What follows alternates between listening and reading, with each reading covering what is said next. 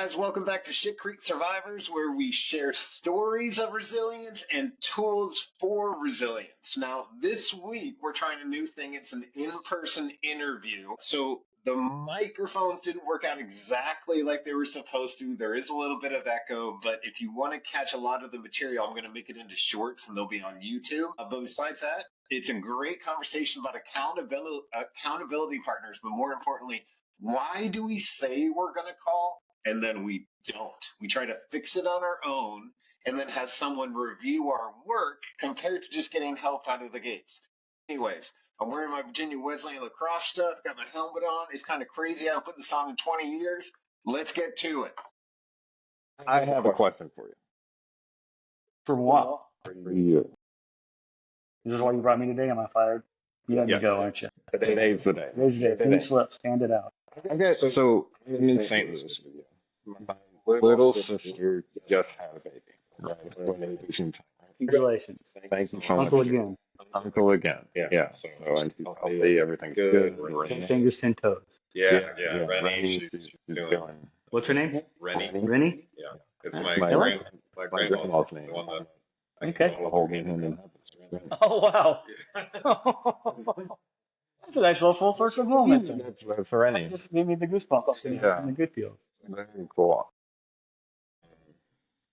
And what's weird about something that exciting is like somehow it can become stressful in there. Yeah. You know, I found myself kind of like getting like tight, and I know excitement and anxiety are close to one another. But what I find myself is like I was trying to handle it and just kind of like breathe through it. Not really talk to Kate about she was on the baby high.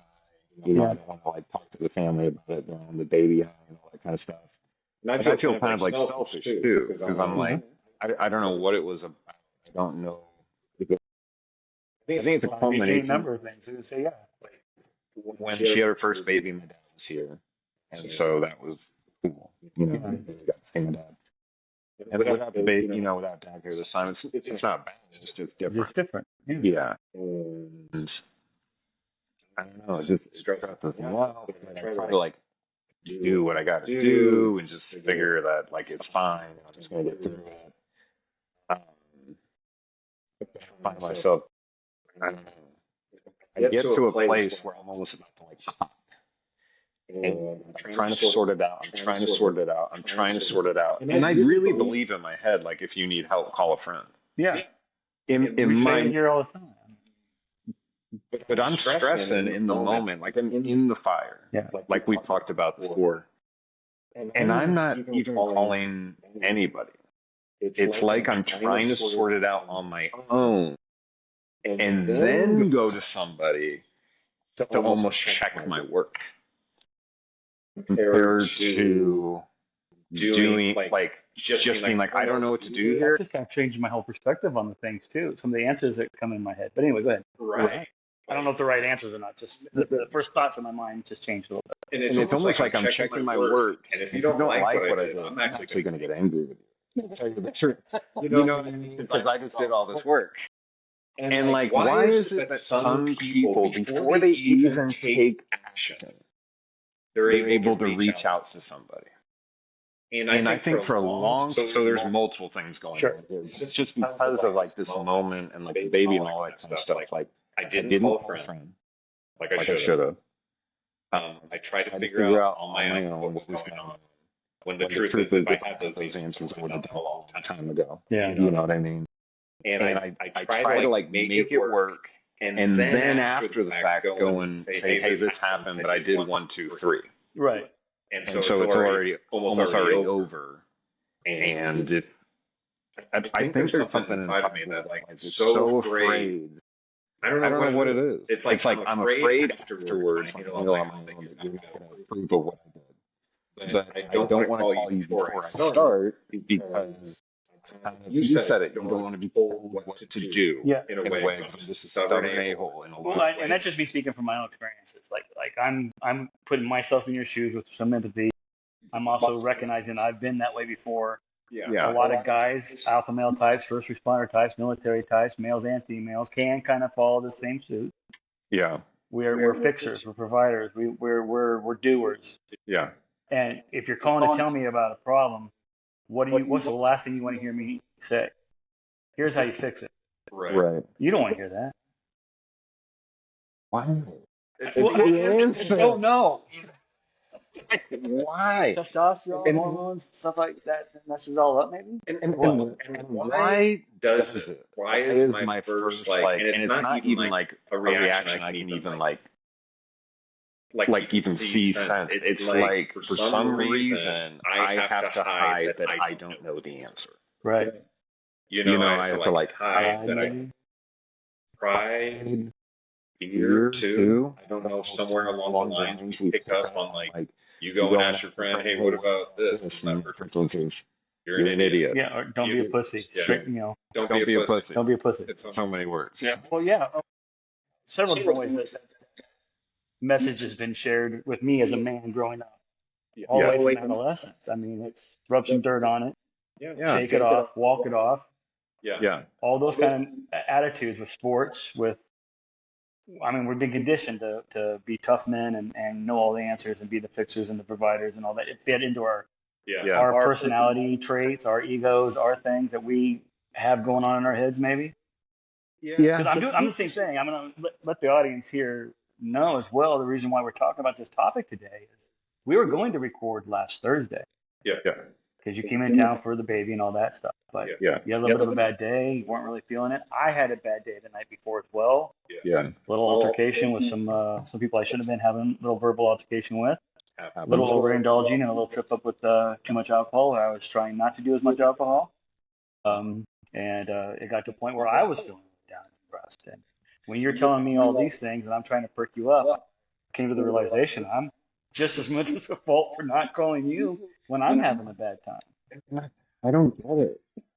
And what would happen, like we would say, like when we were riding around in the patrol car, we would talk about serious stuff. But the truth is, those things came out probably not in the first place sitting in the car. Something to talk about. Yeah. It's like stuff happens throughout the shift, and then you maybe find a pocket of time, and or something happens kind of reminds you of something. Yeah. You want to tell. And it's not actually like, what would you do? Hey, Dennis, I got this going on. What would you do? It's like, hey, this happened. I did this. I did that. Blah, blah, blah. And then you're like, well, have you thought of this? Compared to me being like, I can't figure this out. What's it got? Yeah. You know what I mean? I'm ready to receive. That's good insight, though, man. I like that because that's a great way to put it in your own mind. If you can condition your brain mind to think that way, you start having those bad moments, maybe you'll be more inclined to make the call, not thinking that you're getting an answer, but you're just getting the support you need, like we're sitting in the car together. So. Right. And for some reason, I equate weakness with picking up the phone and not knowing the answer. Feeling weak or being portrayed as weak or being thought of as weak is something that's a big like trigger for me and my personalities, probably for you as well. I hate it. Yeah. I hate it. I hate It's feeling defenseless. And when I strike out at people, it is when I feel the weakest. Right. Well, it's your defense mechanism. Yeah. You're protecting yourself. Yeah. It's like a weird sense of trying to regain control and like. The weird part is talking about it afterwards, though, like where you are right now, trying to remember how you felt in those moments. Yeah. Like I don't remember anything from that night that I'm talking about for me. Yeah. Like I overindulged too much and went into a blackout mode that I haven't ever done before. Well, in many years probably, if not a long time ago. So as an alcoholic, I got to ask, what were you drinking? Gold Spot or Green Spot. Green Spot. Irish whiskey. Irish whiskey. Okay, so that I mean, I think there's a long relationship between Irish whiskey. Probably not what do you mean? Wouldn't come in too hard on yourself, but like, see, I'm an alcoholic. I'm digesting. What did you drink? How much? Blah blah blah. You know, where would it happen to me? So it's really funny. That does speak to like my whatever on it. But I think it's so people on drinking the whiskey, and at one point or another, this was just like I mean, verbal disagreement with somebody happened that shouldn't have happened. Okay. And after the fact, talking about it with Julie for sure, because she was there, she saw it. Yeah. I'm like, I don't recall any of this. Okay. None of it. Not even hints of it. And how do you feel about that? Oh, I felt like I disappointed you because here we talking about AA stuff and drinking stuff and being better. I felt like it was Our show is fucking up and then admitting to it. I know. That's what it is. So now we just opened ourselves to life. So we're gonna keep having fuck ups so we can admit to it. So the show can keep going. It's funny. Is that how the Holy Spirit's gonna move to us? I guess so. And we, you know what? I guess so. And in doing so, we're serving. So it's really kind of like. Doesn't it make you feel good right there? Didn't you just get a wash of like feeling good? And yeah. A little goosebumpy? Because the devil whispers in my ear all the time. It's like, oh, yeah. what you're doing means nothing. And it doesn't even pertain to the podcast. It's like, look at you.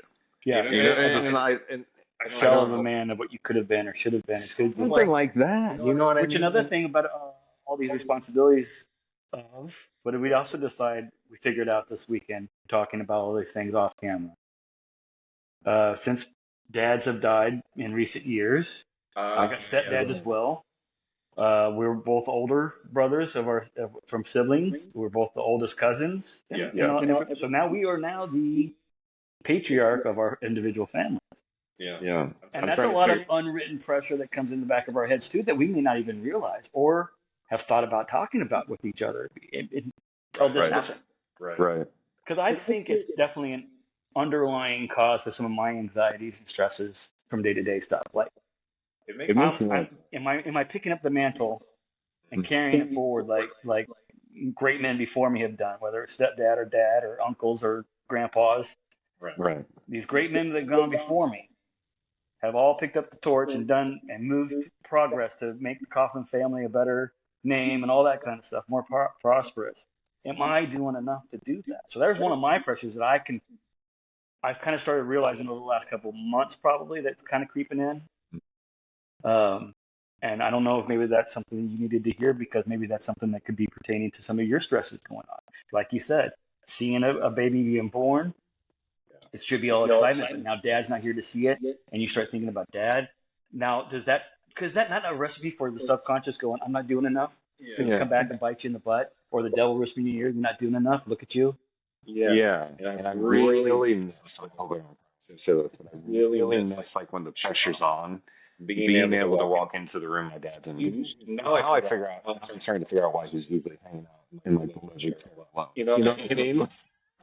And I just go sit down next to him when it was just like too much, or like walk into his den or whatever it is, and just sit there and be like, you know what I mean? Like, and that's all you would do back. And it was a way of him. A therapy session and come together with you guys. Yeah. Awesome for that. Yeah, Dad's passing is definitely like the death of a superhero to a male ego, I'm sure. I'm sure it does for women egos too. I'm not trying to point anything out. I don't need bad press over this. It's relatable to a lot of people, but for me as a male, I felt like it was the loss of a Superman or a Batman. Superman and Batman died a couple years apart for me in my life. Yeah. And how am I going to pick up the mantle and go on and protect the world, save the world, and Metropolis and all that stuff from all the evil doings, the Jokers and the Green Lanterns and all the things? It's like I was Robin. I was Robin. Now Batman's dead. You got to pick up. You know what I mean? So I'm out there doing all the crazy stuff, coming back, collecting all that kind of stuff. He's telling me the real hardcore story, life in general, and just having fun and blah blah blah. Life's great. So that switch. You're like, like I had.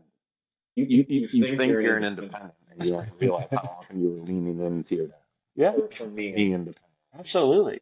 Just like for clarification, am I doing this stuff? You know, like having either dad or my stepdad Dave being proud of me for different things. Both were such impactful moments in my memory and my mind and my ego, and made me who I was and am. And they're both gone too soon. And you don't have that person to bounce things off of and talk about things. And the course corrector. Yeah, that's a great way to put it too. The guy who's been in that part of the ocean and knows how to navigate it. And you had a sense that you had it. Now you realize. What's that? Oh, shoot! I just saw a good quote on Neil deGrasse Tyson said it. It was a quote of Sir Isaac Newton, I believe he said, and he said he wasn't going to try to butcher it, so I'm going to try not to butcher what I heard him say. So hopefully it keeps the reference lines intact there, if you will, the reference to who gets credit for this quote. But it was as I sit on the beach looking at the ocean, playing with the rocks and the sand. The rocks and the sand are like all of my great achievements. Mhm. And in childlike anticipation of what else there is to know, I look at the water and there's all the vast depths of the ocean and all the things out there that I don't know. This is Isaac Newton saying Right. the little pebbles of what the things I know, and he is a great mind that's done a lot of great things for humanity. So it's just another thing of saying, like, the more I learn, the less I really know. Yeah. And it's something that we've said before, so it's a mantra that we can relate to. So we're not the only ones. And it's like a pendulum ago. It's like for a second you're like, I'm getting my stuff together, I'm getting my stuff together. Oh, I don't know anything. Yeah. You know what I mean? But then you swing back to that side and accept, okay, I don't know anything, so there's nothing to lose. Yeah. So then like you're like on the up, you think you got something, and then like something will hit me. Or, That's life. Life is a roller coaster. Ups and downs, up and downs. yeah. But on swinging back and forth, back and forth. So we're kind of explaining how life gets stressful. The core of it is why don't repeat. Yeah. And Because look at how much similarities we're having with our stories. Right. And we can relate to other men that have gone through these kind of things, other people that have gone through these things. and I And I have to understand you're not going to make me feel less of myself because I'm going through this. Correct. I I think Well, that's what good friends are supposed to be. exactly. So I think maybe friendships in the past that I had weren't based on kind of thing. Yes, we obviously joke and play and call each other names and all this kind of stuff. Sure. And we have fun and like all that kind of stuff, but it's based on the fact that I know you're joking. Right. Well, You know because what I mean? Like I the can friendship has gone on long enough. You know the ins and outs of my humor. trust you. Same thing with yours back towards me. Yeah. And I think a lot of the times when you're coming up as a young man and like, say you're playing sports, playing it's like it's all jokes and BS, but it's almost so much BS. Sometimes you don't get a chance to fully come together. You know, it's sort of like you're staying in the middle of the book. I know that sounds weird, but You don't want to get too close to the edges because it gets rockier on the apex or the outsides where you're more in the center of gravity in the middle there. and it probably, now that I'm saying it, it definitely has to do with that secret I had for a long time. Oh yeah. I could never let anybody know who I was. Like in my mind, couldn't let people know. It's like reality fractioned at that moment, and a new reality broke off from it, Yeah. and you never look back to it. So I had to look this part. Huh. I had to look like it was just like a lot of, I don't know. I was like hiding in plain sight a lot, especially with Well, I think that's part of the whole like rat race thing that we all do. We get so caught up with hitting the life's goal type things. I graduated high school. I got to go to college. I got to college. I got to get a girlfriend. I got to get a fiance. I got to get married. I got to have kids. I got to get a house. Good job in there somewhere too. And then you do all that. You're like, why did I do all and that? then you hit your then you get to your 50s and 60s or 70s when you start to get retiring from those things. Yeah. Your whole personality changes. Like who you are as a person changes, and you start thinking about these momentous life events more, life and death quandaries more, questions of mortality more. Older family members start passing, and I don't know. You just start thinking about this stuff more. And before, not that we were blind to it, but I think we just never really put that much thought into it because we're so preoccupied with the job. That's a good point. So it's not, and it's not just that's not first responders. That's every job. CEO, finance people, HR people. You work at the you're doing the garbage truck pickups, whatever it is. Monday through Friday, these are my jobs. After I get off work, it's just get lunch or get dinner, get lunch ready for tomorrow, take care of myself, take a shower, family. You don't really have time to sit there and digest life problems. Right. So you just kind of push it away. Put it in that box and shut the door. We'll talk about it later. Put it back in the trauma stuff with everything from when I was a kid. We'll talk about it later. And what's weird is sometimes like having a work schedule actually makes you feel better because it doesn't give you a chance to dwell on it. Sure. You know what I mean? So you're constantly running and gunning, and sometimes when you run into a pocket of time where it's like, oh, and you have a chance to kind of like think, have a chance to like analyze your life. You know what I mean? It can get scary because it gets really real. It gets real really fast. Yeah, it gets real really fast, and you know, you're dealing with what ifs and directions and where should I go, and it's nice sometimes, and then I've heard it really works in the isolation. You get told basically when to wake up, when to eat, sleep, when to serve, when to do everything. It's just like you just do what you're told. It's like a I don't know, like a micro organization inside of an organization. Right.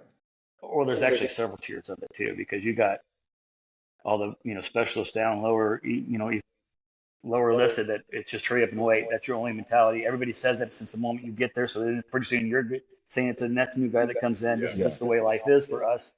You have to make rank into sergeant or non-commissioned officers or into officers before you start having the more stuff to do in between these slow times. That you get to sit down. Yeah.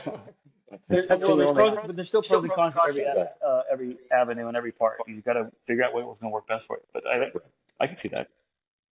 Yeah. Even guys coming out of prison, they had a tough time because again, they were told when to eat, when to sleep, all that kind of stuff was provided for them. So now they're like, get out. Oh shoot! Like where do I start? Because I'm used to things. Not always, obviously, but that has been some people. Staying as long as they can. They're getting food and shelter. Yeah. My retirement plan. I'm gonna. Yeah. I don't know, rob a bank with a squirt gun or something to make sure I go to jail, but I don't actually hurt anybody. What was the dream after I retired? I can't believe nobody's called me out on this one yet. I was gonna get in a low-speed chase from the cops with marijuana. 5 miles per hour. I don't want to hurt anybody. I just want to get in a low-speed chase to run away from the cops because I've always been on the other side. So I always figured I could tell, the cop at the time. I'd be like, come on, man. I just retired. I just wanted to do it once. Throw me a warning. I didn't see you. Just straight face it all. Whatever. Pick it however angles you want to, man. I could be either one of those. That'd be funny. And then if he still writes me a ticket, I'll try to throw myself at the mercy of the judge with the same, come on. I always did it on the other side. I didn't hurt anybody. I purposely went really slow. I purposely didn't get too stoned. You know what I mean? I put a couple little safety nets in there. Yep. I just wanted to be a bad boy one time. I wanted to break some laws. And maybe he'll give me a break. I think I need to wait till I'm more in my 70s so I get that pity. Put that on the resume. Before I get that. That might hurt the top secret clearance I'm going for this federal job. Yeah, I would wait till after. I should wait till after. Wait till after. The next retirement. You'll have better ID too. You'll have federal ID. I didn't cheat. I'm sorry. Oh, goodness gracious. That's fun. So, again, why am I not calling when I need to call? And it's just it's because I'm maybe insecure. Probably. I think what would hurt worse though, like calling me and telling me things and feeling a little bit better about it, even if I do give you some corrective suggestions that you didn't necessarily need, you're gonna feel pretty good about that. Or you're gonna feel even really bad if you try to call me and I say, not now, bro, I can't talk. Or I don't answer the phone. Or you can feel like for whatever reason, you feel like I saw you call and hit the red button instead of the green button. Right. And it can't put you to voicemail. And you hear the one ring and it goes right to voicemail, and then all of a sudden you start getting insecurities. But really, my phone line just been turned off. Right. But I think I would do that. I don't know about you. I think I would do that. Yeah. If I tried to reach out to somebody and it didn't go how I had it in my mind for some reason, I would feel like not doing that again. Yeah. And it could just because of the awkwardness I felt during it. Right. Because it feels to you taking a leap. Yeah. And so then that positive reinforcement or negative reinforcement is going to be lasting. Right. So I wonder if we already did it before, or maybe this is us now trying not to rewire our brains to call when we're having bad days. So you think like subconsciously or like we have to like subconsciously we're kind of pushing away from some other bad experience that happened 20 years ago with a different friend and for different events. Right. And you're just not connecting that dot because it wasn't nearly as serious or wasn't after any kind of trauma stuff. So it's not as glaring, but it's still a little glimmer down there. Glimmer. Yeah. Still a little light. There's still something to it. Yeah. And like you said, trauma kind of like angles. Yeah. So then when you start feeling this way, you're like, I don't want to risk that feeling again. So I'm just going to wait until I get this figured out. Yeah. So between societal pressures as a young boy, shake it off, boys don't cry, to whatever one bad little thing here and there with a friend happened, to our own egos and self-consciousness and anxieties and what ifs and what ifs and what ifs and what ifs. Yeah. Between those three variables and probably a couple more that we haven't thought of, we just don't do it. Yeah. And if you really think about it, it takes courage to reach out. Yeah. Like you just mentioned, it is elite. It is like I don't know why. I'm sure there's people watching right now. They're like, "What do you mean? Just get on the phone." You know what I mean? Maybe it's I don't know. Maybe there's a 20-year-old guy right now that's listening and relating to some of the feelings, but also being like, no, just call. Yeah. No, no, my age group, we all have it amongst ourselves. We got a problem, we call. Yeah. Maybe they're doing it right at Yeah. a younger age, and they won't have some of these roadblocks that we have. Yeah. I guess we're a little old school. Yeah. I mean, way old school. And very school. You know, I mean, those are like the pilots who came back from World War II all burned up and didn't shoot people. Yeah. You know what I mean? Like just that was just the way it went. It's just the way you did it. Yeah. Is that a good thing or a bad thing? Is it a good thing that we're not like that anymore, or a bad thing? I guess with everything to both sides. I know. That's a list I don't really want to make because I don't know how fruitful it would be. I think it'd be pretty fruitless. It doesn't really matter. They're all the wrong answers. It's just trial and error. Just make the call. It's trial and error, and then you're actually like waiting for someone to find a secret sauce. Yeah. And I think we've been trying to look for it, but it doesn't work like that. It's like this day you need this, and the next day you might need the exact opposite, and it makes no sense. I'm always trying to like categorize it like this works. This is in my, you know what I mean, forever and always. But there might be that work for you is what you got to add to the backup. Yeah. So hey, this worked for me when you offered it to somebody else. On this day, with this state of mind, which this worked for me once. Yeah. I don't know if all the variables I had going on are the same as the variables you have going on. But yeah, I guess that's the complexity. If they match up a little bit, it might work for you. So just put it in your hidden pocket. And that's also what we keep saying on this podcast. Tools for the toolbox. Even if it doesn't work for you, it might work for somebody else. So keep it in your toolbox.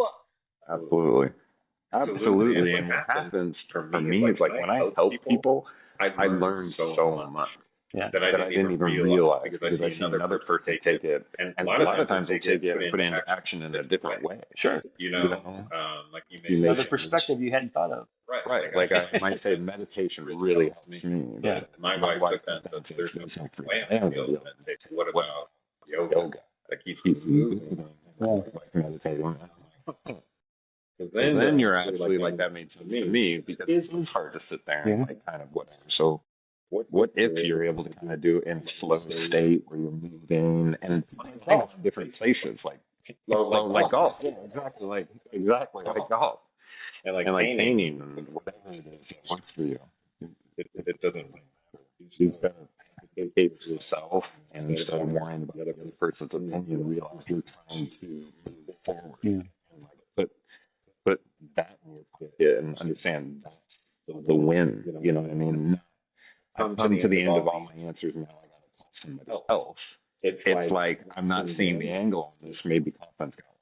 Yeah. You know, just talking about it will make me feel a little bit better, or I'll find it myself too. Like you would in an office. You actually don't care in an office environment because you're like, I'm come to the end of the. I don't know how to do this. I'm either going to sit here and waste time. Or I'm going to walk up to whoever and be like, hey, what would you do in this situation? So I know from here. Yeah. And then you like get it, and then you. But you're not as emotionally attached to that work project as you are yourself. Exactly. Yeah. Which is funny too, because we also are so bad at self-love. Yeah. Like I think I'm a pile of trash. Yeah. It's taken a lot in the last 10 years to like get myself to be able to go out like and have my shoulder or something like that. You know. Yeah, I saw another thing that correlates to this. It was a veteran page, I believe, and it was like finally waking up one day and realizing, like surviving war. I actually, just keep trying. You will get there. Like I finally woke up one morning and it's not as bad as it was for 10 years or something like that. I forget how they did it. It was much more elegant than I'm doing right now, I'm sure. But it resonated with me, of course, because I went to Iraq. that made the connection very much. So it was like, okay, but I see that though. I am seeing some of the growth from working on myself and getting through things and realizing I had more problems than I realized I had, and more roadblocks to my personal satisfaction and happiness and emotional supports and stabilities for myself was all there already existing that I was dealing with that I didn't even realize I was dealing Right. with. And, something like that, something small like that, somebody went out of their way to voice something that they felt that they had gone through and came out better for. And it resonated with me enough that I remembered it to be like, I'm going through that change right now. It's been about 2 years, but I'm making progress. Yes, Wednesday night was a setback. What do we say? We don't say setbacks. Learning. It was a speed bump, right? It was a learning opportunity. It's okay. A little hiccup. Don't get down on yourself and all of a sudden start doing a fifth of green spot every night again. Right. It doesn't define you. Exactly. Yeah. We get, and that's hard to do because I spent all day Thursday just in a pity party. Yeah. I know what you mean. Sure. But with time, clarity starts to come back around. Yeah. So that could happen from a small little speed bump hiccup thing on a Wednesday night. It only takes 1 or 2 days to get through it, but it took time, right? Yeah. Here we are on Tuesday. Not even a full week later, I feel 100% different and 100% better. Yeah. It took time. And I think that's what that meme was saying about war was it's just a different timetable. Mm-hmm. It's not going to be a weekend or a weekday that gets through it. It's going to be, it could be it can be quite a bit of period. Now, I remember when we were going through things talking about PTSD after a traumatic event in Iraq, they said something like it's going to be normal for it to be abnormal for a weird amount of time. I think in their minds, when they tried to convey to us at that point in time, was not to get too hung up on how long it would take. Yeah. But they did throw out some numbers like, for the next year to 5 years, you're probably going to have a hard time, getting over some of these topics. That's normal. That happened. I think if it's still bothering you 20 years from now, you should talk to somebody. Yeah. All right. Well, I waited. I got to about 13 years, 14 years before I finally started talking to somebody. But it did. But that time frame is just it'd be different for everybody. Yeah. And there's different. There are some people that got through it a lot quicker than me. There's some people that are probably still struggling with it that haven't quite got through it. Right. Yeah. They're both still in normal stages. Yeah. They shouldn't feel bad about their progress or not enough progress yet. Right. Just it takes time. Just keep moving forward, one step at a time. Get out of that ladder one rung at a time. Get out of that hole on the ladder one rung at a time. And it's complicated. If we knew all the answers, like we would, you know what I mean? Like it's we need to be a lot more gracious with ourselves. Well, vigilant with ourselves too. You need to treat yourself like you would treat me. If I was feeling the things you were feeling when you were feeling bad. Yeah. You don't do that. I don't do that. Right. I should treat you. I should treat myself the same way I would treat you if I heard you were feeling all the things I was feeling Thursday. Yeah. Let's go back to that really quick because I don't want to forget. Yeah, that's the main topic of this. Why don't we call each other? So what we did do though is we did. I told you I was coming. Yeah.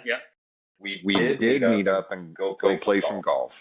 If you golf well. Yeah, we clear went ahead. to golf ball. It works though for us. It's a tool that works for us. And during that period, we started talking. So I don't know about you, but this has been going on with me. And then we were able to kind of step in for one another and be like, you're doing great. Like that sort of stuff to give that love on the other side. But it took we're very strange. Let's go play golf. It's not. Let's go talk. Let's go do this, and then somehow it comes up. And then if you're with someone you trust, you're willing to peel that last bit off and be like, fuck, I'm just gonna rip it off. Man, I think it's fucked me up that my dad isn't here on the baby showed up. Yeah. Actually, no, I was saying something about like, I wish my dad was here, and then you said, wasn't your dad here for the first day? Something like that. Yeah. Like trying to make a connection. It's him missing this moment and bringing you down a little bit. And it gave me a little bit more clarity. So when I walked away from that thing, you're also out of your schedule at home. Yeah. That's another variable. And I had 3 nights of just like, terrible dreams. I messed up my med schedule too. I forgot one day to take my morning meds. I took them like. See, it's all of those things. All of those things put little percentages into the whole situation. And what's weird about my meds, it's not like that day goes bad. Like I didn't even realize it. Kate just looked at me and she goes, "You know you missed your meds this morning?" I hadn't missed my meds in like years. Right. There must have been something going on. Trying to run out the door, go do something. Right. Yeah. You being outside of your schedule, your normal comfort zone. Yeah. It is the stress of missing dad with a new baby coming around, new niece coming around. Yeah. And then Yeah. And then I just got out of it. And when I saw you that, I was like, I felt like I was in another universe for like partially, not as bad as I was before. But I could tell I was kind of like, it's like off. And I could tell that what happens to me when I start getting that way is I don't mean to. Okay. And well, again, you're feeling a little weak. Yeah. You're overcompensating in that direction. And it was the dumbest thing. It was like my mom, since we stay with my mom when we come in town, she had 12 bags of mulch delivered, and she made sure that they placed it on the grass because she wanted to make sure the driveway was clear for all of us, trying to be so kind and nice. I get home, and then the lawn mower guys show up. She's like, "Shoot, we need to move those bags." So the grass is here, and about 3 feet to the right is pavement. And I'm like, okay, I'll just move it there. And then I'm going to use the restroom. And then I'm going to go up it in. And she's like, no, they don't go there. They go on the. And I'm like, no, I'm going to go to the bathroom. I'm going to move them. I'm going to go to the bathroom. Whatever. And then he pulls up with the wheelbarrow. I'm like, guess we're doing it now. So I was like salty. The straw that broke the camel's back, so to speak, because you were already thinking of all these other variables, all these other stresses, the medicine update, the not being on your schedule, your new baby, new life, thinking about death, mortality, all these things are coming into play. Pressure of having to poop. Yeah. My stomach gets all off when I travel. I don't know what it is. Your food change. You go into a little bit of shock when you change systems like that. It just doesn't usually affect you as much. But when you have other variables, I think I hate that it like matters. I hate that I'm vulnerable or like volatile. I refuse to let it happen. And by that point, I'm just like that cork's in my mouth. You know what I mean? Like it's like I'm being shaken, but I'm holding the cork in as tight. It's that old Scottish heritage. You related to William Wallace. I guess. You're not taking shit from nobody. Yeah, I guess. That was born and raised in Glasgow. You know what I mean? Like he was asbestos and shit when he was like less than 10 years old. Like I'm serious. Because in Glasgow, it's a big shipyard, and they were building. Work as soon as you walk. Yeah. Wow. Pretty much. And so like later in life. What year was he born? It's 1940. 40. So by 1950, he was working in a shipyard. He was born in a bomb shelter during a bombing raid. Wow. In Glasgow, they were trying to take out the boats that were being built. Yeah. So what would happen is like the men are off to war, and women are primarily in charge of like doing all this. And what happened is in the evenings when the air raids would come, everyone was right? So even one of my great aunties would show up and have to be shooting the anti-artillery gun. She'd bring extra underwear with her because she'd pee every time. So imagine that, you know what I mean? And then sounds like a strong woman of history there in the family. I got a couple of those myself.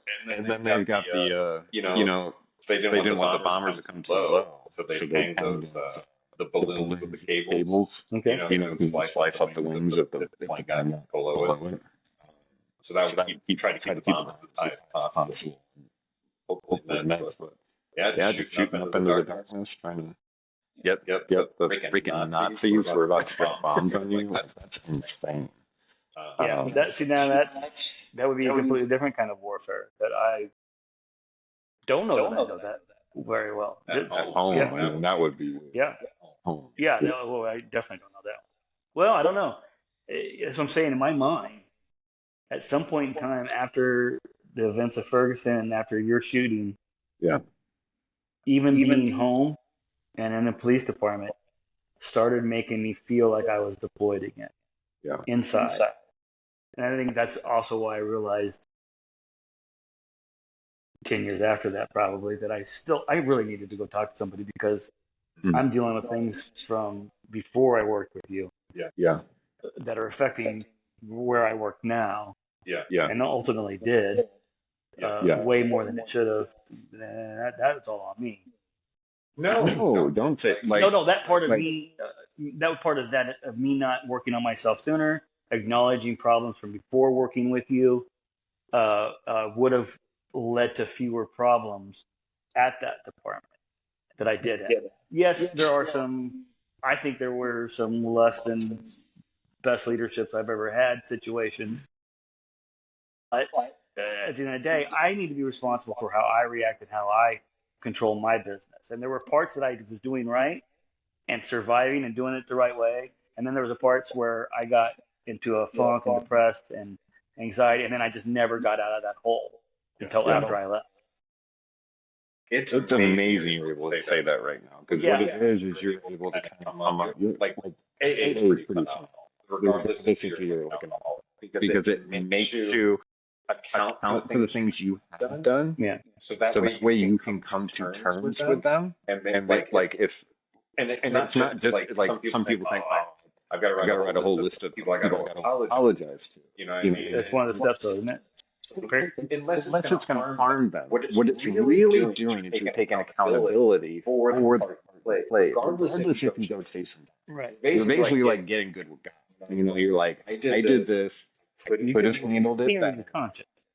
Kind of. Yeah. You're just putting it out there, and it turns out you don't get struck down by God in that moment. Yeah, you know, like it's for you. Yeah, it's for you. It's because a lot of times when we do things, we try to run from it. I do. You know what I mean? Like if it were up to me, a lot of times in my life, I would have just ran away. You know what I mean? Just avoid it all. Just avoid it all. I don't see anything good coming out of this, so I'm just gonna avoid it. Yeah, just go. That's a personality trait. I just I told you about that new app, didn't I? Yeah, the Intuit or something like that. Whatever. No, it wasn't Intuit. What is it? Impulse, I think. Impulse. We're gonna tell people about Impulse. Impulse. You should probably reach out to us. Yeah. Give us some props here. I'm giving you some plugs. Absolutely. But like I've only taken a few of the tests. There's some cool games on it. Some mental tests, puzzles, things like that. So you can work on. On like some mental exercises, I guess. But the personality trait write-downs were pretty good. I just read you like a little paragraph of what the beginning of what some of these things said. And you're already going, yeah, I can see that. Yeah, I can see that. I can see that for myself as well. Yeah. But I mean, if you open that up, it was a long list of talks about things that pros and cons and personality traits that you have at work with work relationships, personality traits that you have at home with home relationships, all that kind of stuff. It's a long thing. You're reading through it, and at one point you're kind of like, are you just throwing mud and whatever sticks is actually kind of close, or is this really that fine-tuned that is picking up on these things? When you read things that you're going, I can see that. I can relate to it. I feel like that is a good representation of me, even as a weakness. Then it's kind of like, okay, is there some facts behind it, some real to it? I don't know. I'm not going to speak to the legitimacy, but I liked it. Right. And it worked for me, and it's another tool that could work for you. Yeah, for sure. And that doesn't care what your background is, what your race, religion, anything, beliefs are. It's just going to be you and your answers, and it's going to tell you something. And if it works for you, run with it. If it doesn't, share it with somebody else, and maybe it'll work with them. What I'm finding lately is when I was a little kid, I was diagnosed with ADHD. Okay. I hated it. Yeah, hated that I was identified as like with the learning disability, right? Because I had that memory of the little kid thing. Now I'm being told I'm done too. Yeah. So I'm a sinner and I'm done. It's actually kind of amazing how we turned out, though, if you think about some of the things. Think about some of the things. You live under my roof, you're going to live under my rules, type of things, right? Yeah. There was a video going around of a mom saying, I'm going to say old toxic statements like that to my 8-year-old to see how they respond. I'm not going to finish it. So you live under my roof, you have to. And blank, wait for him. He goes, have fun. I don't know. There was like 8 more that she did, and she started to tear up at the end of it. She's like, I didn't know I was going to tear up on this, but I'm starting to tear up. I'm like, it makes you wonder. It makes you wonder about that. Yeah. How much, I mean, like, there's some truth there to that stuff, like that kind of parenting techniques. That some things that I probably did really wrong then, because I kind of just copied the blueprint from people before me that were also failed and had some mistakes. Yeah. And some mistakes that I didn't like that bothered me. So why did I just repeat them? Same reason I don't call you when I'm not feeling good, right? Same reason you don't call me. We just get this ego thing. We're gonna fix it ourselves, I guess. I don't know. Yeah. It's hard to admit when you're wrong. I think that's another basic human personality trait that we all have. I think we like being right. We like being able to tell somebody that we're right. Yeah. It feels better being on the correct side, whatever that correct side is. It's tough to hear, and it's not that you're right in the situation. It has to do with like your life. When you find out maybe I haven't even been living life. Right. You know, it's not about going left or right. It's like, what am I bringing to the world? It doesn't. I mean, and it doesn't have to be like grandiose idea of what you are bringing to the world. I'm a good person. I try to make people smile around me. Who do I want to be? And what kind of person do I want to be thought of after I pass? Like, what do I want people to say about me? Right. I've worked really hard on trying to flip the point behind them because with all the head injuries I have, I'm pretty sure there's going to be a chance that there's a period of time where I'm out. Yeah, I might have a helmet on. I'll throw rocks at you. Exactly. But I need to make sure my default is kindness. Yes. Because if I go into that stage of my life aggressive, I will be. You know what I mean? Like I wonder if you can start pre-programming your head right now. That's what I'm doing. I've been doing that the whole time. I'm like you just said it. So now you got to say this to yourself every single day or every single time you start to get aggressive. My aggressiveness is a sign of me overcompensating for me feeling weak. What am I feeling weak about? Take control of what I can control. I'm not going to let this shortcoming that I'm having for this one moment that's upsetting me affect my reaction that I somehow make my life worse. Because that's what's going to happen if I stay angry. Yeah. I'm gonna yell at the wrong person. I'm gonna fracture a relationship with a friendship or even a somewhat stranger that you just kind of know at work or something. Like my life is going to get worse if I follow through with this. I'm feeling weak and I got to be angry to people. I have realized that the only things that follow me after a situation where I get aggressive and all that kind of stuff is my disappointment in self that I did. Yeah. You know, like it doesn't sit well with me. So in the moment, it gives you like a sense of control. I can dominate the situation and kind of get my way, show this person I'm right. They can say it back to me and all this kind of stuff. Which, by the way, still isn't such an abnormal response as a human being. Regardless of the stuff that you've been through. This happens to a lot of people when they start to feel weak, whether they're men or women. They will overcompensate by being angry. This is something that happens. And it's the actions you take. If I have to remember sometimes to not take action and keep my mouth shut. Because those are the things that's what I have to make up for in the end. They're just being angry and getting through it. Now I've got to figure out how to apologize to the person I'm angry with. I've got to do all these things, so that crashes me apart, you know. All the time it takes to build that respect back up from if it was somebody, you know. And it comes out in places where you're not seen as a person with like PTSD who's having a hard time, and you look like an adult. Yes. You know. And I recently saw a video on YouTube. I don't know if you saw it, but it was there's a boat captain, a charter boat captain, and then there was a kid fishing at a bridge on a boat as well. They're both like center console boats. And the guy comes through and he's like, were you one of those kids the other night when I came flying through who didn't have lights on? And the kid's like, no, it wasn't me. He gets super, this captain's super. You can tell he's been looking for these kids. Now, first off, rules show that he's going under the bridge, so he's not even supposed to be creating a way. So there's honestly both are pissed at one another. They're both calling each other plane, but it's a single like 20-year-old kid in a center console with 5 veterans on the other one. And the boat captain is going off. to the point. He gets close enough to the boat and jumps on the kid's boat and starts chasing the kid around the center console, basically demanding that he apologize. I was like, that's PTSD. Yeah.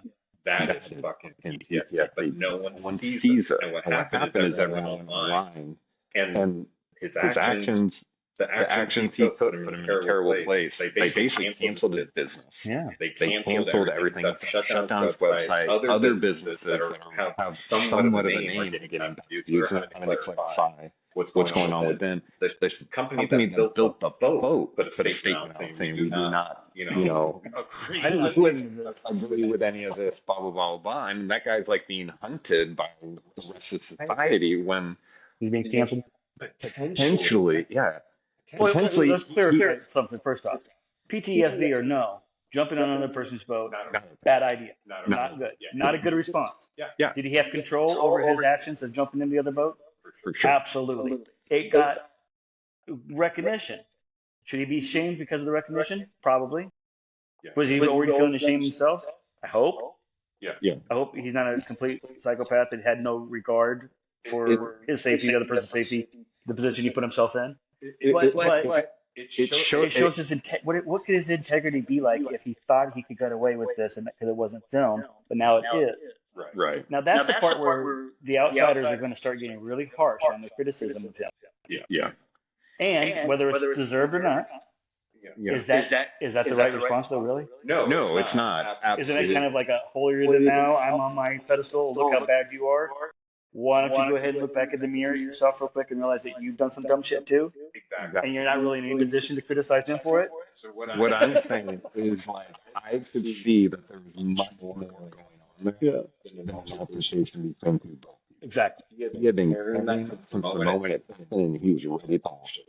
He had been running it over in his head, He was wrong. But unfortunately, I've had those obsessive feelings. I think everybody has too.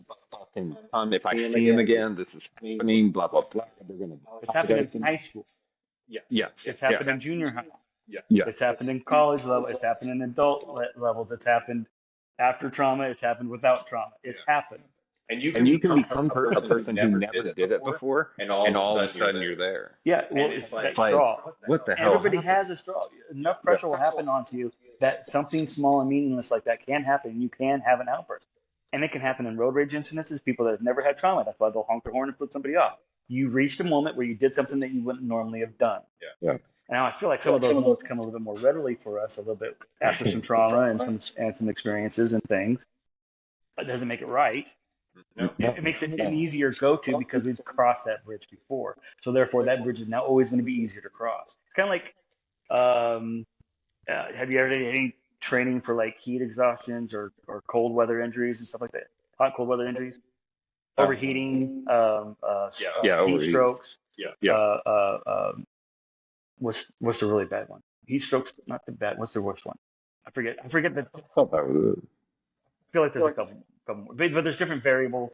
But once you have one heat injury, you are more susceptible to have more. Once you have a cold, things like that. There's lots of examples here that we can pull from. I'm just trying to pull a couple here to get an idea about it. I think the same thing can go on to that story where we're just like the same kind of thing happens. I can see that. Yeah, where it just like becomes easier to cross that bridge because you cross it once. I agree with that. So it'd be easier to have the road rage before. So that's going to make it even harder to stop the road rage things. So now, is road rage like the gateway drug marijuana was? That was all the hard stuff, right? The gateway emotion. If I'm able to have the road rage and flip somebody off and I've already crossed that bridge and so easy to cross that bridge, now is it going to be easier to cross the bridge and jump into somebody's boat? I get where just the escalation. So that means you have to be even harder. I don't want to say harder on yourself, because that was a bad way to put that. You need to be more vigilant. The barriers. With the mantra of what are my triggers and how to control what I can control. And have a plan of action before it happens. You get angry. And I have to incorporate what do I not want to go through after this. Yeah. Don't want to get arrested. I don't want to hurt anybody. Yeah. I don't want to come at anybody. I don't want to be seen as an aggressor. I don't want to, you know what I mean? Like, none of this helps me with my Well, right, because it's not who you really are as a poor person. It's not who you want to be as a poor person. right. And it just reminds me of who I don't want to be. Yeah. But for some reason, after you've been, It's like a light switch goes off, you almost don't have no control over it. yeah, and you know me, like I was pretty Yeah. high and all that kind of stuff. I know something changed. You're right. Once I crossed that bridge, it got a lot easier to do, especially when you think you're right. Yeah. And especially when you feel like you have the right to latch on the world a little bit. You know what I mean? Because it latched on you. That's a weird way to say that. But you almost feel like the sense like, all right, game. Well, it's eye for an eye kind of mentality. It's another like built-in basic emotion that I think we all have at some level. Yeah. To some degree. Some of us have more control over it than others, but you do something to me, I want to do something to you. You do something to my family, I'm taking out you, your family, and everybody who talks to you. Yeah. You know, I gotta one up it. I gotta one up your crazy. I gotta one up your scary. I gotta. Yeah. Do you think that's just indicative of like first responder types, or do you think that's everybody as well? I would say it's all. I would think it's everybody as well, for different reasons, because we all go through different things at different times in our lives that affect us in ways that they affect us. Yeah. And it may have affected me differently than it would have affected you. And it may have affected you differently than somebody who's never been a first responder. It may affect them something, it's just different, varying degrees. It's hard to compare and try to. I guess the only thing that brings us together is the fact that we all know the answer. Sure. Fix the thing, and if that's the commonality that we got to get together. How about the commonality we come together is that, we're all living life. We're all going to have ups and downs. Yeah.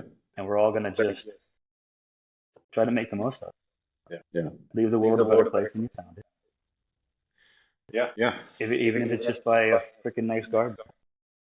That's what Robert Frost said in his poem about success. I'm almost positive it was Robert Frost. I used to carry a card that said it. And I don't remember all of it, but it was just success is, a redeemed social condition, a healthy garden, a healthy child. Don't worry about what other people think about you. Just, forge your path, do the right things, all that kind of stuff. That's success, to have succeeded or something. Yeah. There's more to it. It's a good one. I don't know. That's a good one to look at. Robert Frost, success. Yeah, it's like seeing the glass. Or Ralph Waldo Emerson, success. That's who it was. It wasn't Frost. Okay. Emerson. Ralph Waldo Emerson. You're more educated than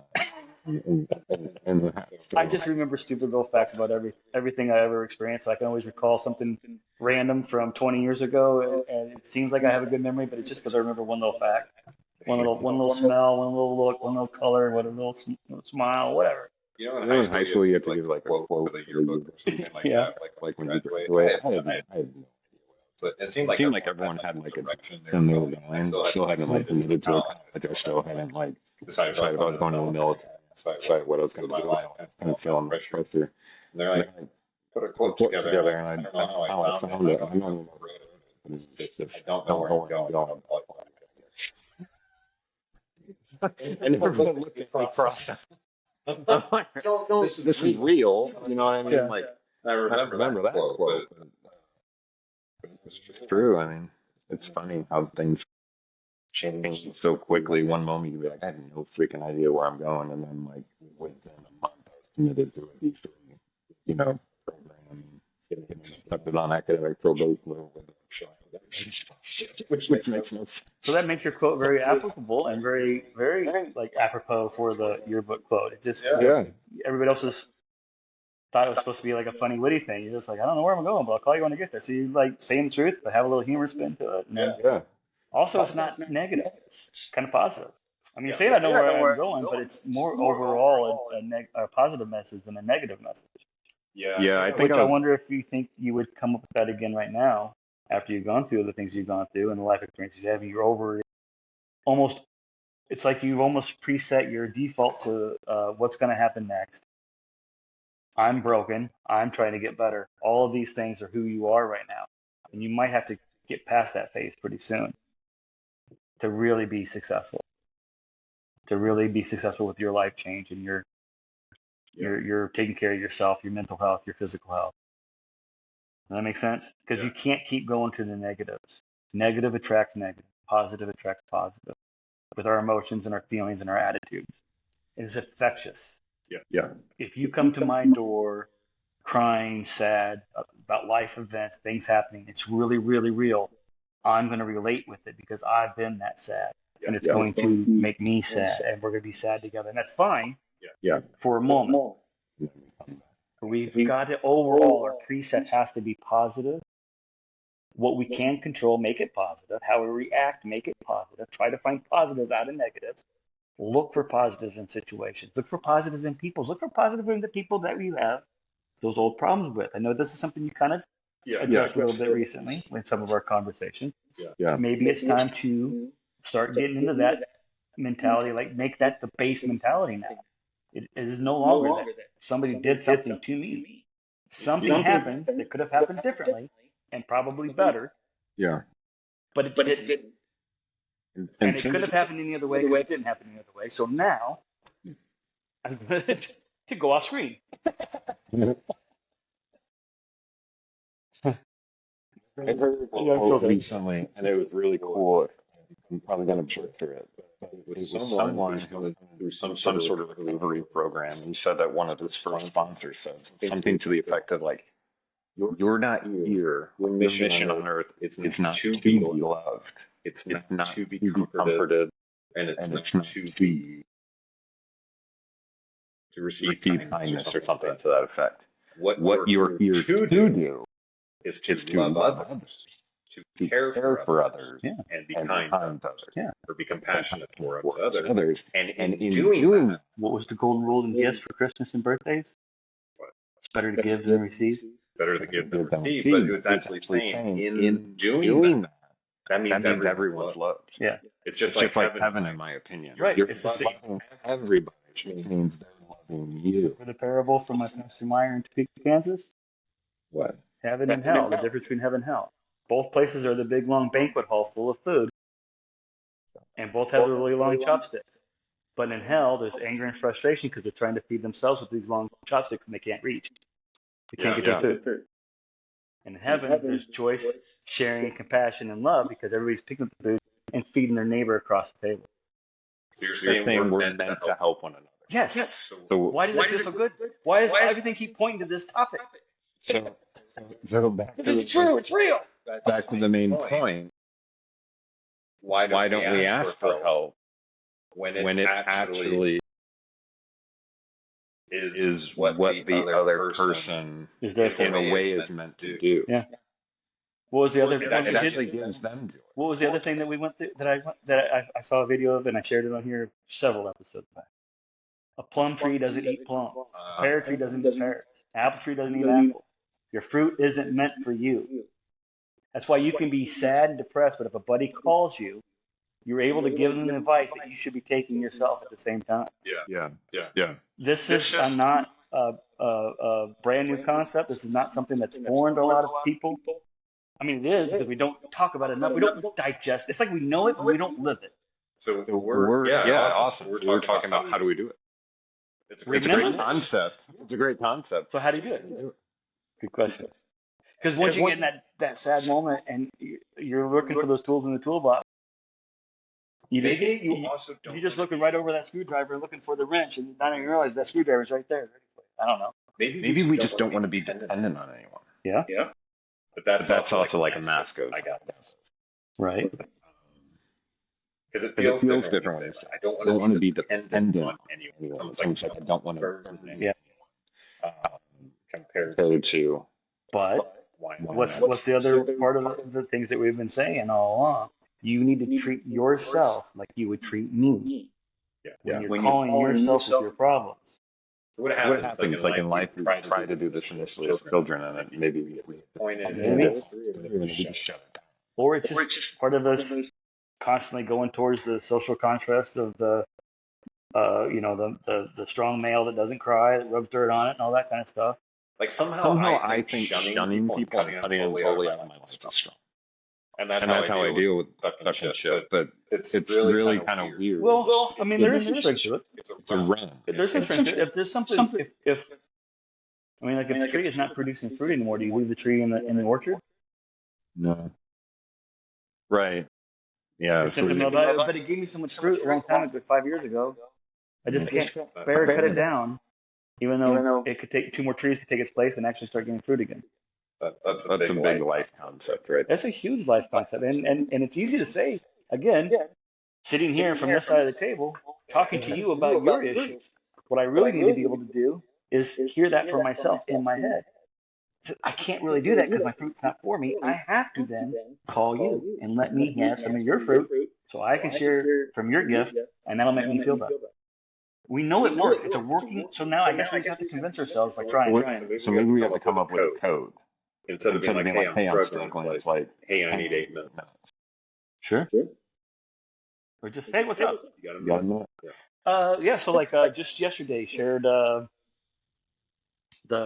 garden stuff on like Facebook and Snapchat, stuff like that. And I didn't see the message till this morning because I went to bed, 11 o'clock last night. I woke up at 8, 9, milled around, made my coffees, took through Facebook. See one of the comments that came around 12:30 in the morning because it said 10 hours ago or 9 hours ago from an army member that I used to be with, and he's like, he liked the pictures of the garden, and it was just miss you, brother. Yeah. So my mind automatically went to a 12:30 in the morning text of a miss you, brother, from an army guy. Yeah. I need to check on him. And I even said it to you and through the text back and forth, like checking in on him. I'm like, I saw that message. I know I've been in there at 12:30 in the morning. Weird thoughts start going through your heads. I just want to make sure I'm checking in. I'd rather check in on you and you laugh it off than not check on you and regret it years later because you did something. So now we have to find a way to do that to ourselves, though, to pick up the phone and call when you're having that sad moment. And social media is super dangerous because you're in a moment where you don't see your life as a lot. And what I'm doing sometimes shouldn't be doing because I feel like I'm down and out, I'm lost, I'm a failure and stuff like that. I start looking at pictures and being like, everyone else I know is getting it. You know what I mean? Like they've got, blah, blah, blah, must be nice. You know what I mean? You start kind of getting lower, and you're comparing your life to people's best moments. I found it just getting on social media. First off, and then I if you have any outbursts on social media, it doesn't feel good afterwards either. Yeah. So I had to like eliminated myself from social media, and it made my life better. Yeah. And anytime I'm on social media, I'm either looking for something having to do with faith, recovery, PTSD, alcoholism, or just like hope. You know what I mean? I have to be very careful that I keep like I'm looking for these things today compared to just like and just like getting lost. But while that's still good, can probably necessary sometimes. Yeah. To look for all those things to kind of recharge your battery, to give you some more tools for your toolbox, to kind of reaffirm the direction you're going, stay on your path, and all that stuff.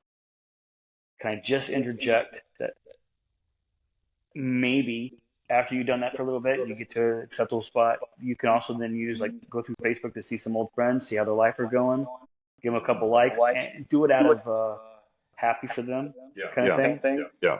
Like I wasn't able to do that for a try long to make now it's time to be happy. I'm going to stop talking. I'm going to stop looking up these things that are kind of more negative. They're helping me positive, stay positive. I get it, but it's negative stuff. Alcoholism is a negative thing.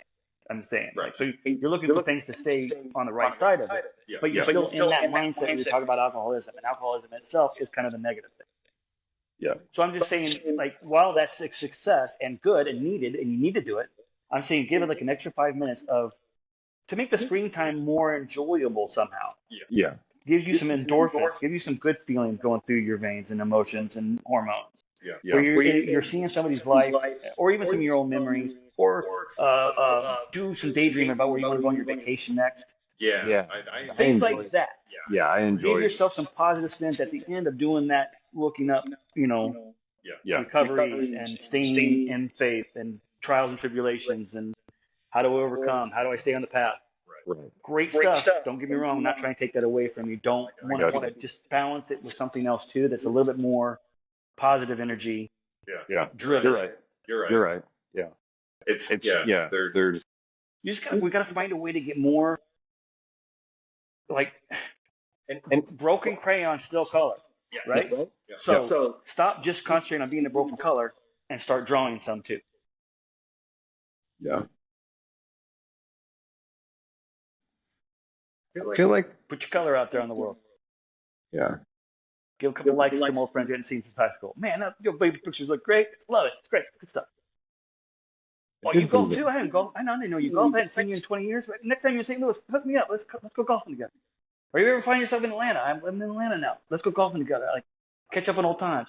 Just little things like that. Just throw it out. Even if nothing ever comes out of it. No, Now you're passing positive vibes on everybody that you put likes and loves on the Facebook statuses. You're giving them some affirmation that they do have a good family and that golf is fun and this is a good picture and all that little stuff. And just more positive vibes being spun into a positive ball. Yeah. You're feeding the good wolf instead of the bad wolf. Yeah. You're trying to feed the good wolf, but you're talking about bad wolf problems. I don't know. Yeah. I'm trying to think of all the different ways I could say it. No, I got you. No, I appreciate it. Yeah, sometimes you can get so focused on being broken that that's all you focus on instead of you're identifying as a broken crayon instead of still being able to color. So you got to get that extra part into it. It's like that part matters. Yeah. Not just saying that they can still color, actually coloring. I mean, this is still a very I'm with you, and I am simple so proud of topic what we or way to say it, I guess. But it's basically meaning in life and living it compared to watching what happened in the past. And that is after 9/11, this was a thing. This was a lot. I was a police officer after 9/11. I was down in Dallas. Yeah. A major airport. A major airport, yeah. Did you? I don't know if I should talk about any actual events. I guess it's not that big a deal. It was in the news. There was a guy with a fuse just sitting on a plane. It was going from Kansas City to Houston, I think. They diverted and landed in DFW because somebody saw the fuse coming out of his freaking air pocket on the shoes. All he did was take a fuse out of an M80 and put it in his shoe, trying to be a smartass. Thought it was funny. No, not funny. Not when the plane got diverted to a completely different airport. I was with I was kind of with the SWAT team at the time. Yeah. And we were getting ready to get on the plane to go take this guy. Yeah, to go arrest this guy. And since it's a full plane, the higher ups are like, okay, we know you're there. Don't go yet. We're going to see if we can figure. We're getting all the tools in play. So they had to be the leader. They had to know the whole overview of everything. They knew that we were just one element ready to do something if we had to. We also had the pilots. He also had K9, able to sniff things. They're also able to do a background check on the name because they were able to see what seat he was in and look him up. He's not making any movements with the light or down to the light, so everybody freeze. Let's figure this out. The way you're supposed to. Yeah. And ended up, that's when it was figured out that it was just a fuse. He was arrested, but we didn't do a big, boarding or anything like that where nobody got, no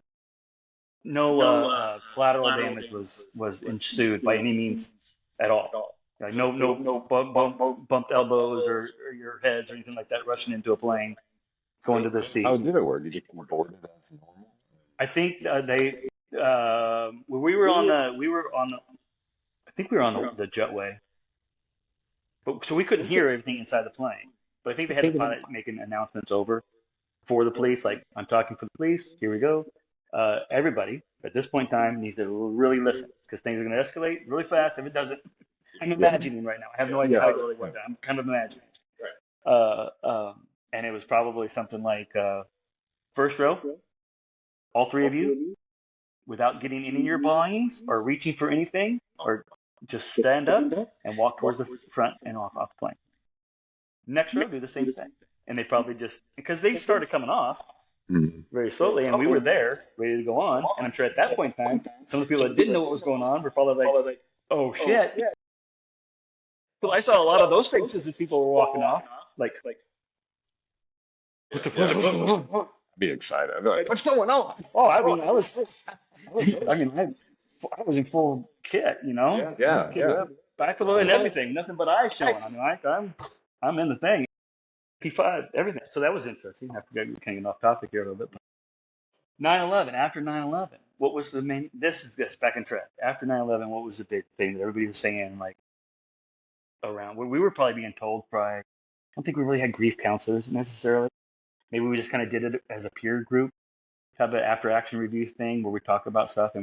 And the big thing I'm trying to take away from all this is after a terrorist activity that scale, 9/11, people were going to be afraid to fly. People were going to be afraid to leave the house. People are going to be afraid. And that means the terrorists won. That's what they want to do. They want this action to disrupt our lives and make things happen differently, make us overprotective, make us change policies, make us get, and it worked in a lot of ways, and it shouldn't have, because we're stronger than this as a nation. We should have been better. We did okay. We did get some unity. After 9/11, there was some unity in the nation. I get it though, the fear of flying, but what's the answer? In that fear, you have to know. You just be a little bit more aware than you used to be, aware of your surroundings. Have a little plan of action more than you probably used to. That sucks. That we have to adjust our lives so that we regard some. Yes, I agree. It shouldn't be that way, but it is. It happened. It couldn't have not happened because it did. Now it's there. There's nothing that can change it. What are you going to do with the information? Are you going to be overprotective, never leave the house, and not really live your life? Well, that seems like a bad answer. Yeah. Or are you just going to go about life a little smarter, but still enjoy yourself and still have a successful life? Yeah. That sounds better. Between those two options. You got to do the same thing in your head now, too. Same thing in your head when you're going through things. Are you going to stay in those moments? Are you going to let those moments define you? Are you going to let those moments be what controls you for the whole day, for 2 days, for a whole weekend, for a whole week? Or are you gonna take a breath, digest what you're going through? Remember that we've had conversations like this, that when you are there, it is okay to reach out and we can figure out whatever code word you want it to be, whether it's what's up, which is kind of what works for my military buddies, as I displayed earlier. Yeah. Just a what's up is what I sent to him first to start my morning text. And he's like, I'm good, man. How you doing? I'm not doing too bad. Just did the garden thing. Saw that text from you. Was a little worried. I don't see any text on my text. It was a Facebook. Oh, Facebook? Oh, I was just saying I miss you. Cool. But you can see why I was checking. Absolutely. Love it. Thank you for checking on it. You did that to me one night. Down. Yeah. And then you called me in the morning. Good? Yeah. Or like, no, you talked about like, yeah, your butt missed me. But see, just are you good? Yeah. How are you is a simple question that can happen. So if you just say, what's up? I can say, how are you? And that could be your code word to be like, I'm good. It just felt like bullshitting for a second. Great. Hey, I got 5 minutes. Let me give you a call. And what's great is when you have these conversations, eventually the thing that like you've been thinking sort of comes out most of the time. Like when I'm in therapy, that's all another thing, but friend to friend. When you say stuff out loud, they actually sound more extreme, and you're like, oh, maybe that's a little up there. Yeah. But you were able to say it to someone, and then you calibrated it all in you. Yeah, I'm like, just because you voiced it out in public. Yeah. And you get to kind of through what with your actions and yeah. But I'm not broken. You're right. Like I'm not broken. You're just a person who's gone through some things. You've gone through some things that not everybody goes through. But you know what? There are some things that people have gone through that aren't nearly as extreme that probably feel just as bad to them in their personal growth and their personalities and their life for whatever reason. And I gotta remember the people that like the fear that they got stuff without being scarred. That's just maybe what I'm thinking. That's what you're thinking it for them. And then I compare myself to that. Yeah. Like they can do it. Why am I not doing it? You know. I think all that needs to go. Yeah. All that needs to go. I think it needs to be. Right now, I feel overall kind of poopy. What can I do to make it better? Why do I feel poopy? Okay, well, I kind of already know. I don't want to go through all those bad lists again. What can I do to feel better? Well, a couple of those options would make me feel better, but probably aren't healthy. What can I do besides jerking off or drinking alcohol? You know, those two would make me feel better, but maybe I shouldn't use those two. I learned recently sometimes if I take that energy, I can like blast off into like almost like a hyper energy where I'm knocking pass out. And all of a sudden a day that I thought was going to be like, fuck this. So I start knocking pass out. By the end of the day, I'm like, good. Yeah. You know, I mean, so not only clean did I office things, you got a couple reels set up for the podcast that you send out, whatever. Yeah, I got you. Yeah, and then by the end of the day, I've like accumulated and from like, look at Yeah. and I always do better on those kind of days when Julie's actually with me. It's like yesterday. We knocked out so much with the garden, but we were doing it together. I don't think I would have been even half that productive if it was a Monday through Friday when I'm here by myself and I was just doing something myself. I'd get distracted with a side project, procrastinate here and there with nobody watching me. I'd be able to, yeah. but it's just more fun with her because she's my friend. She's my best friend. That's one of the things we said Thursday after we were sorting things out from Wednesday. I go, this just stinks, doesn't it? She's like, yeah. I go, yeah, because you're like my best friend. Why are we not getting along? If I'm not getting along with my best friend, then life doesn't feel good, right? So That's the word about like even if I feel like I was right. Yeah, it's still not fun. It's like just stuff. Well, I think this was a good episode, and I think we're kind of getting to probably a good stopping point time-wise and topic-wise. So, call. Core thing. Don't think like you're calling for help. You're calling to sort things out. This is one of your avenues. That's a good one. You're calling to sort things out for yourself. I'm calling to sort things out. I'm calling to help sort things out. So I just need you to listen for a second. I'm trying to sort this out. I need it. Yeah. Got it. Hey, I just got to sort something out real quick. Can I give you a call? Yeah. You busy? Oh, man, I'm in the middle of something right now. Can I call you in 20 minutes, 30 minutes?